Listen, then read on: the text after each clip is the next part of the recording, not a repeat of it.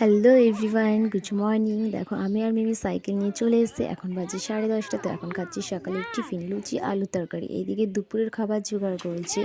তো এই কাকুটা রান্না করছে দেখো। আর আজ 23শে জানুয়ারির জন্যই পায়েল পিকনিক রেখেছে। আর এই যে পায়েল, আর এইদিকে দেখো মাংস ধুচ্ছে। তো একজন মিলে সম্ভব নয়, এর জন্য দুজন মিলে মাংস ধুচ্ছে। আর এদিকে গল্প হচ্ছে, আর ওইদিকে দেখো নাচ করেছে, খুব এনজয় করেছে ওরা।